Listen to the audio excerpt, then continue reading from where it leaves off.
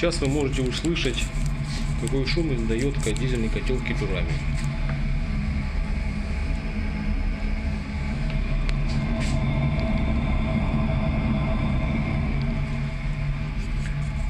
Выйдем на улицу, покажу выхлоп.